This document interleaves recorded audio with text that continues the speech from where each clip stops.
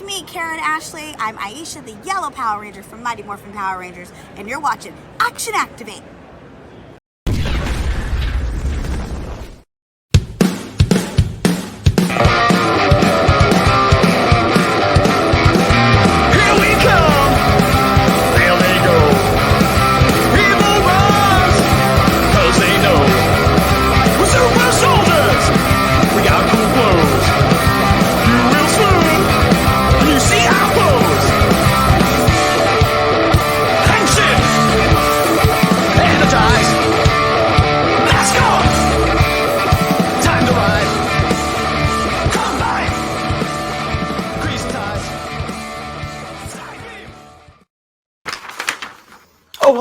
It's me, Gazbot. I was just finishing up some paperwork. But why am I here? Well, I'm here, of course, for Action Activate. And if I'm here for Action Activate, then with me, as always, is this certain person here. It's me. It's the big dog, ready to review number 13, just in time for almost Halloween, but not really. Yeah. No, not really, but five days, a week, almost a week, yeah. It is not a Halloween episode, to be clear. It is called Matchmaker, Dino Fury episode 13. Matchmaker, the second one up on Netflix that we will now be reviewing. I literally got done watching this. We started 2 minutes late because I was running 2 minutes late. Big Dog, when did you watch it? I watched it on Saturday, I want to say. So 3 days ago, 2 days ago, something like that. So it is fresher in my mind. Plus, I took notes. Yep. So now I was slightly tainted going into this because you had said something along the lines of like, I have nothing to say about this episode. So going in, I'm like, this is going to be a boring episode, I guess. Do you want to elaborate on that statement now that I've watched the episode? So it's not that I don't have anything to say. Obviously, you guys are going to find out I have plenty to say. But Gazbot and I had a couple plans for reviewing tonight, and with that, I said I can be more brief than normal for this episode because I'm very looking forward to episode 14. And 13, although good, I think has been pushed more because of kind of a first for the series as opposed to just being a like inherently good episode, which was fine.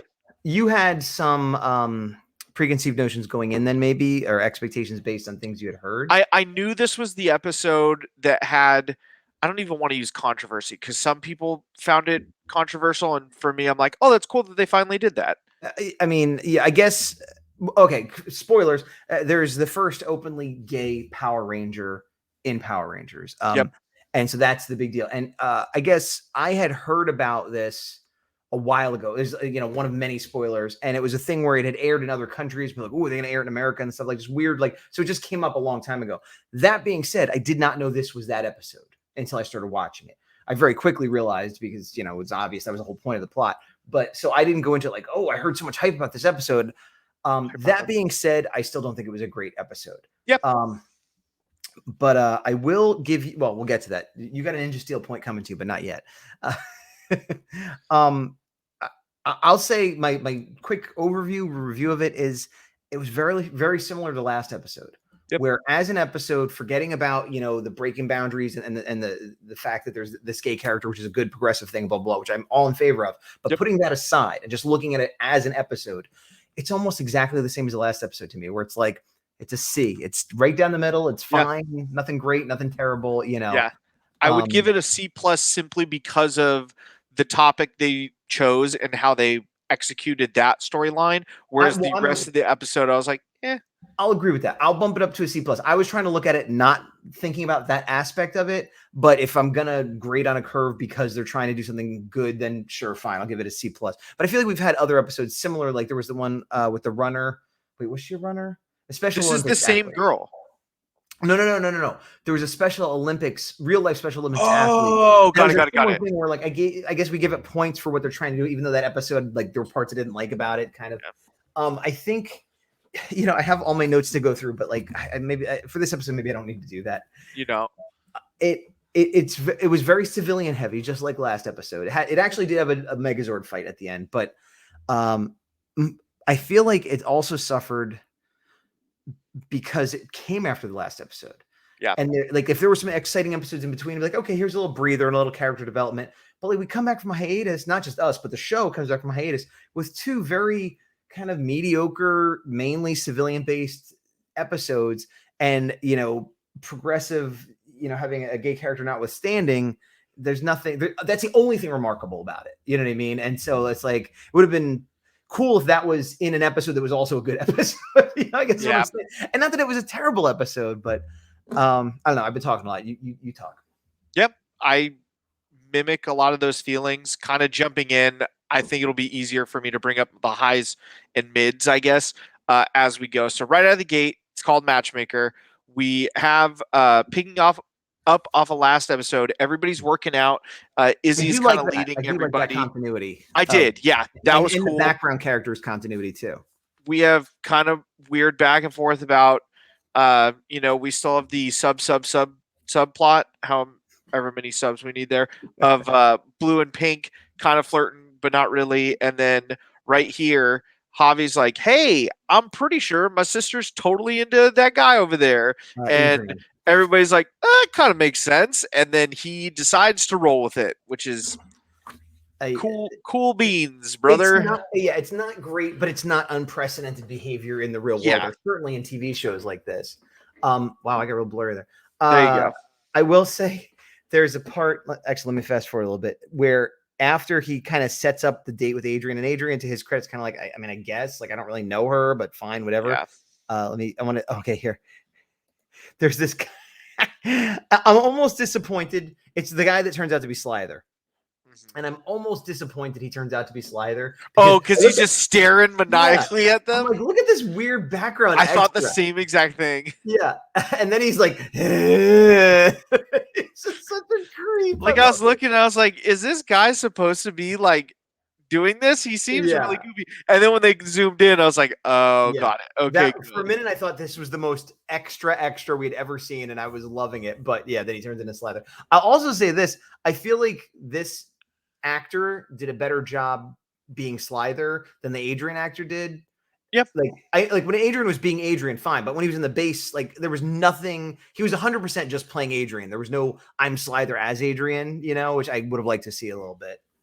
So they create a literal smoke screen here, where Fog Shell comes back, does a bunch of fog. Slither uses magic to make it even more so. The Rangers have a fight with what they think to be henchmen in the fog.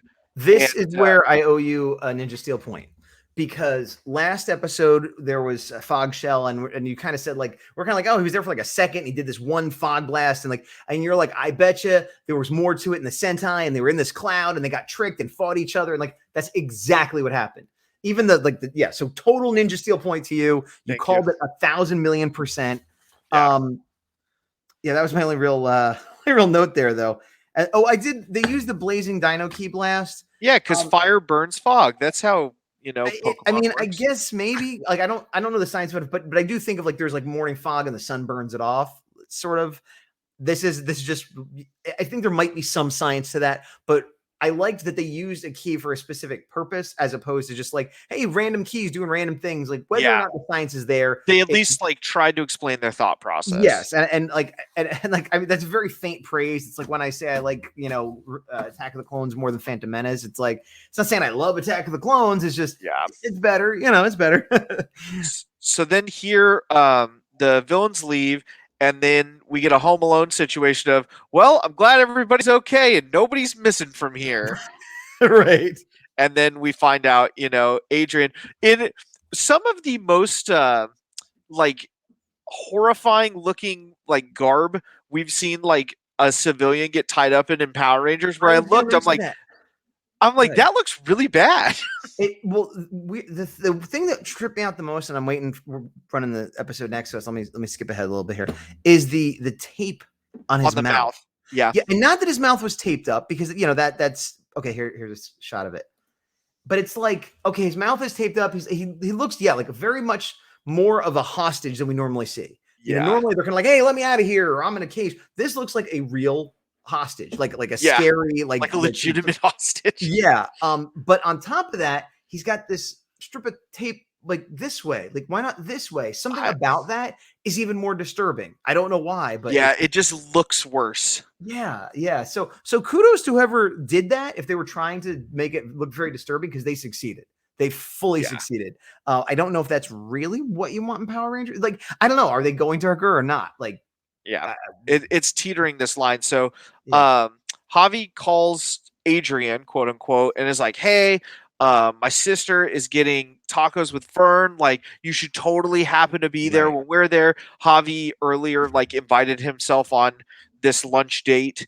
Because he didn't That know it was a lunch date. yeah, And he just wasn't getting it, and Izzy's kind of like, okay. So Javi shows up, or not Javi, Adrian Adrian. shows up in the dumbest hat I've ever seen on a man.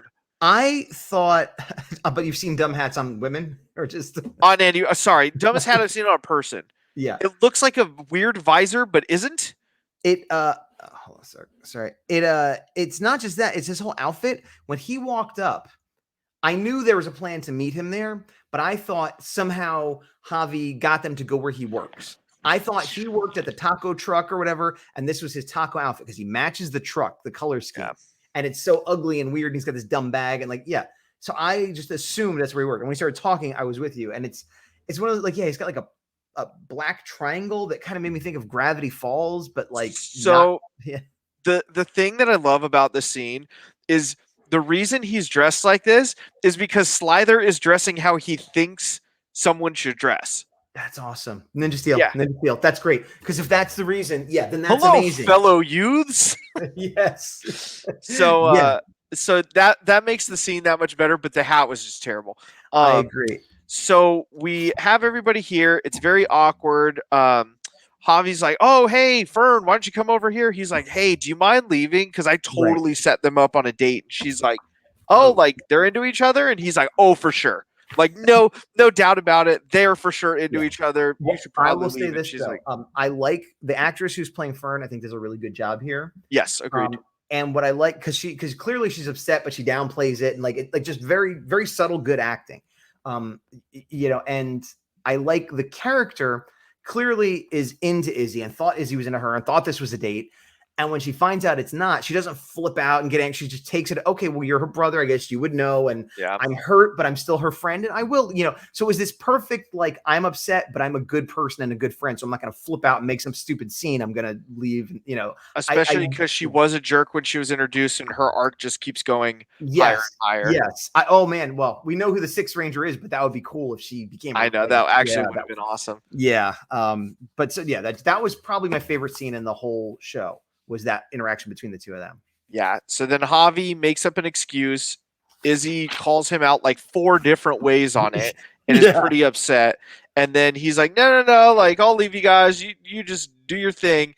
And then we have, again, what he thinks, what Slither thinks Izzy wants to hear, and it backfires in the most Office US like awkward Michael Scott way, where you're just like, stop talking, just please. It's fantastic too, because he's like, I wrote you a poem, and she's like, no. Roll. Now, this is something that could have been in another season, Ninja Steel, where this just was some guy being romantic. Yeah. And this scroll would make no sense. But because he's Slither, I didn't think of this with the clothing like you did, but I did think about it with the scroll. We're like, oh, that's because he's Slither. He has magic. He's an alien or whatever. I don't know. Yeah. It's not clear if he's a robot or an alien or both, but he's not a human. He's not, and he's theatrical and dramatic. So this makes perfect sense that this would go this way. So then you think it ends here, and then they're walking away, and he is still reading this, and it's just like, why are you making a face for? Because I messed up the episode playing, and I started playing the next episode in the background. That's fine.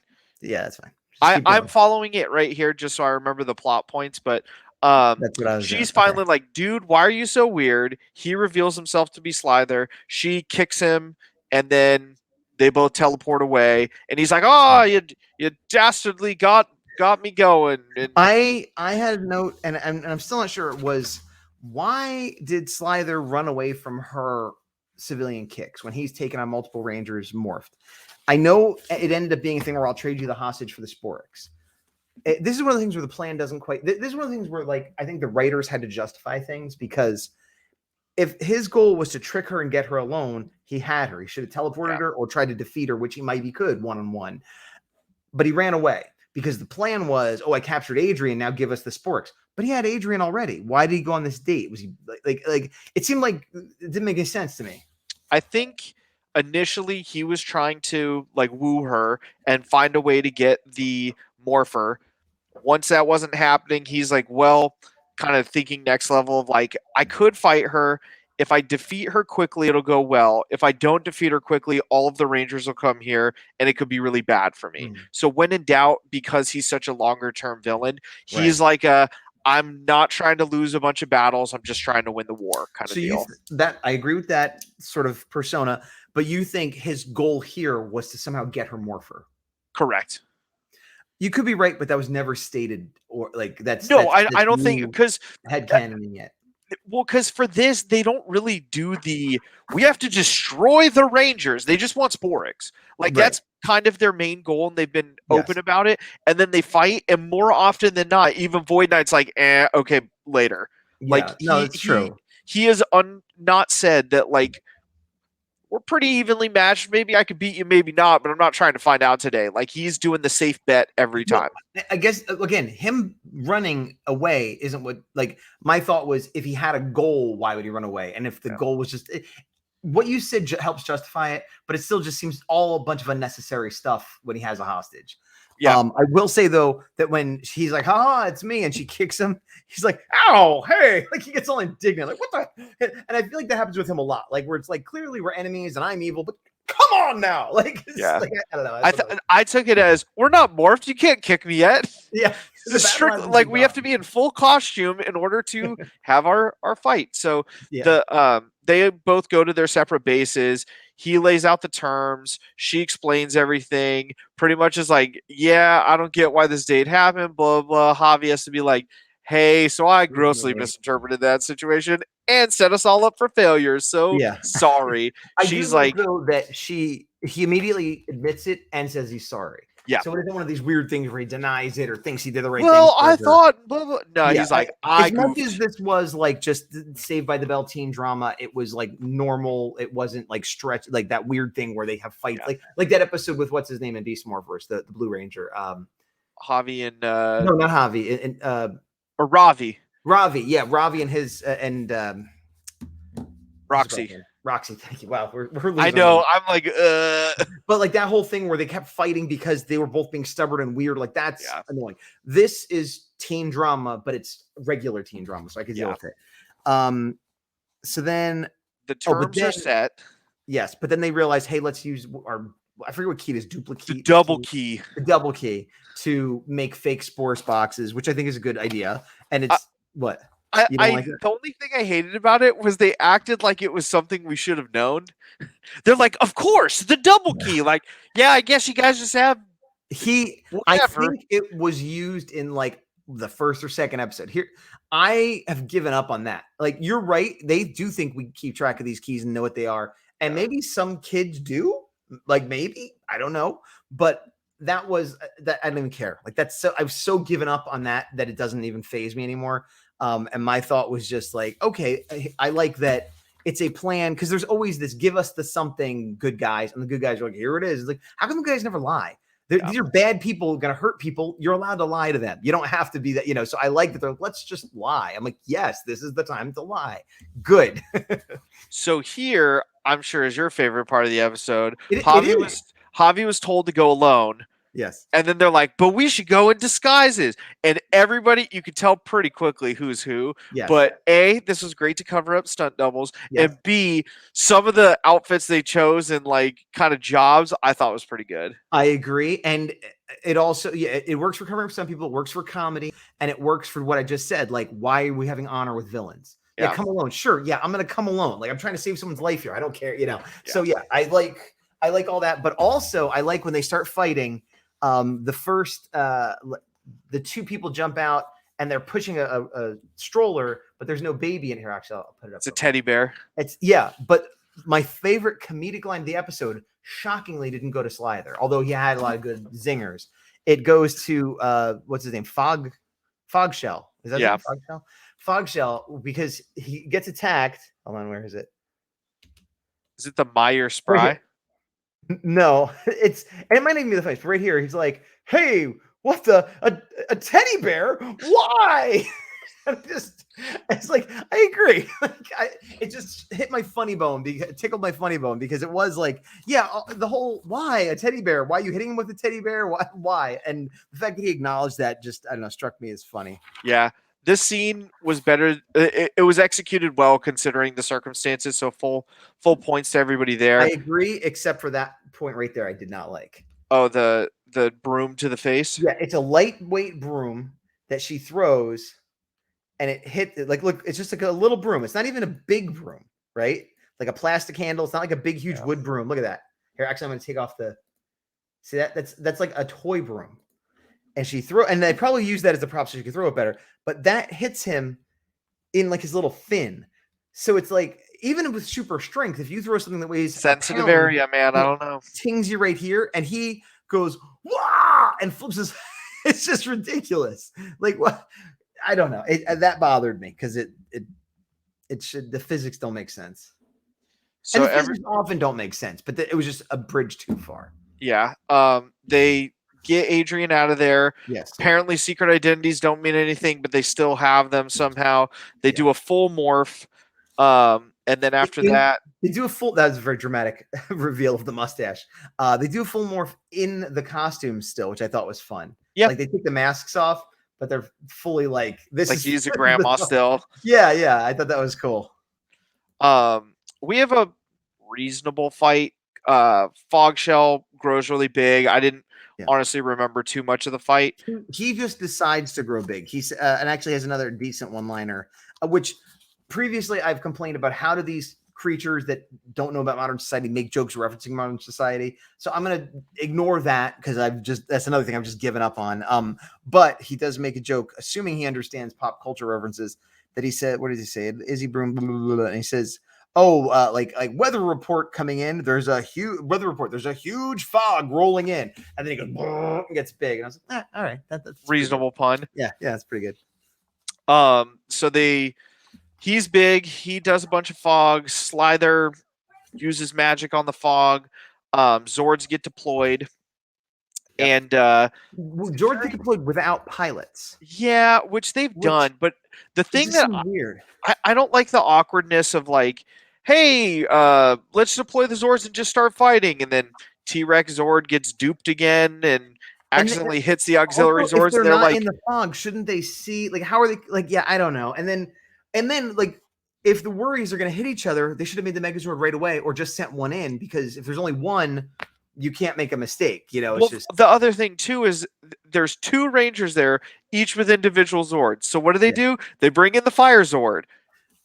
Okay, well, that's because that's the new standard formation, and they got there in a weird way. But I do once again really like the Blazing Rex? What's it called? Yeah, it looks cool. Megazord. I'll give them credit. I understand why they want to use it, because it looks awesome. Yeah, and I guess also because they want to use the fire to defeat fog again, which, whether or not it's scientifically accurate, I guess that's a consistency. Ninja Steel, point to you. Yes, you still got me by 2 over there. And so so then they win. It wasn't a big fight, but it was more than we got last episode. You know, it was what it was. Yeah. The sword, to use a sword attack. Thank you. They get the Sporix. He's like, whatever, you gave me all your Sporix. Hop up, goes back to the base. They make a big deal about to Void Knight, like, we got all the Sporix for you. He's like, wow, like, I'm very excited. They have trumpets, like the whole 9 yards. And that fits Slither perfectly. They open it, and it starts to disintegrate, and he's pissed. And Void Knight doesn't think, oh, you're an idiot and you messed up. He's like, you're mocking me, and he's filled with rage. I like also, he starts kicking Slither around, and he hits the gong and whatever. But I like that in a second he throws the gong like a shield at Mucus. And Mucus just turns into slime. A puddle. Yeah. That's fun. It's funny because she is portrayed as this very cowardly, I'm not going to fight character, but it also seems like she has sort of like a very powerful sort of ability and an immortality where, like, I would like to see her in a future episode, like, actually use that power. I feel like she could be. Oh yeah, formidable. He slides on her goop, which is awkward. Yeah. And then this part of the episode, another reason it was in the C range. So right here, he goes and he has his Mr. Freeze moment, and he's like, "Oh, I'm finally gonna help you," and then I have no clue who that is. Okay, good. That was my thought too, where it seemed like it was going to be a big reveal, and when they started doing it, I thought one of two things. One of three things. Either it was going to be somebody from this season, like another character that we didn't know, like the park ranger dad or somebody, or it was going to be some kind of crazy alien mutilated phase aside, something like interesting looking, or a past ranger character. Now, I know that they're a normal looking person. I don't believe I've seen them in the season. And if they're a past ranger character, I don't recognize or remember them. Same. So either we're failing our ranger knowledge, in which case everyone's gonna be screaming at us, "You idiots, it's from Mystic Force," or whatever. Yeah. Or it's just some, good-looking guy that is angry, with a deep voice. The funniest thing, I know you've seen this, but to anybody who's watched Justice League or Justice League Unlimited, there's an episode where Lex Luthor switches bodies with the Flash, and at one point he like runs away and he goes to a bathroom. He's like, I'm finally gonna know who the Flash is, and he takes his mask off and then just goes, I have no idea who this is. And that's exactly what I thought of in this moment. Because it's just some guy, yeah. I'm like, all right then. So we know who Void Knight is. But to be fair, I could have Googled and looked up the actor, but I didn't want to. Well, A, I didn't have time, but B, I didn't want to because like I have more episodes to go and like whatever. So Javi and Izzy are working out. He's like, hey, I totally goofed. I made an assumption. I was wrong. Blah blah blah. She's like, yeah, whatever. And he's like, I really thought you liked somebody from class. And he's like, okay, or she's like, okay, leaves. He apologizes to Adrian, says the same thing, like, dude, like, I'm so sorry I read that situation wrong. I totally thought she was into somebody. And he's like, endangered your life. He doesn't really apologize for that part. Yeah, he's like, so yeah, she does like somebody. And then you look and it's the two of them holding hands, and he's like, oh, awesome. Okay, they're both very supportive, wave to them bye, and then everything's hunky-dory, and that's the end. Yes. And we did get through this much quicker than I thought we would. You're right about that. Although still having nothing much to say, it's still been 27 minutes. Most of that was you. I'm going to be honest. Well, I mean, I had things to say. That's fine. I'm just letting you know I was brief. I don't want to be like, yeah, no, I agree. It was boring. I was concise. Let me pause this. Before we end, this is my stupidity and ignorance and lack of following the fandom or whatever, but like, was there a lot of controversy about the Gay Ranger? Like, I know there's always going to be like one or two idiots, but like, was it actually a problem in any significant way? It was more newsworthy. Some people had a problem with it, but outside of a select few, I don't know that it was a problem as much as like, look at it. Like, that was more how I saw it. It's a first in Power Rangers, but there have been openly gay main characters in shows for a while now. Yeah. Comedies, dramas, superhero shows. Like, so I guess I was like, it's cool that they're finally doing it in Power Rangers, but I was like, who's left to be offended? Like they would have already been offended 50 times by other shows at this point. I think it's more because we're looking at it in the lens of like a show we watch, as opposed to like this is a kid show where they openly did it just like and put it out there, where that I think is more of a big deal because they tend to not do it as much for kid shows. I guess, but I watch a fair amount of kid shows, and this is not the first kid show I've seen that in at all. Oh, have you ever watched Steven Universe? No. It's a great show. That's what I've heard mostly from you. It's all, gender is like meaningless. Like, so I guess I'm thinking like having seen that show, it makes me think that people that would be upset about such things don't follow kids television. Because this is nothing compared to what I've seen on other shows. I don't mean to take down it is good that there's representation of all that. Exactly. But like, it's just odd to me that like, again, who are these people that think this is the first kid show to have a gay character? Like, what? I don't understand. So whatever. Anyway, that being said, it was a mediocre episode regardless. C added plus for, you know, the story. And then I guess Void Knight's a person, and we know that now. And C+, and my hope is we've got 2 episodes in a row that's just a bunch of civilian stuff, and then not even using a ton of. My hope is that this is budget saving, so that like big things are happening later that they had to like cut back on some of these. If 14 isn't great, I will be upset. Well, I think. Do you know? I mean, we've both had other spoilers. I'm pretty sure 14 is the one we're both thinking of. Yeah, me too. Which is why I made the deal I made. All right, let's stop recording now so that we can record a second episode tonight. I have been the big Dawg Defender. He has been. Just say it. Get us out of here. We gotta go. Guess what? And to the power. All right. See you later. We don't have time. We don't have time to talk through the credits. No, just hurry. All right. See you later. Goodbye.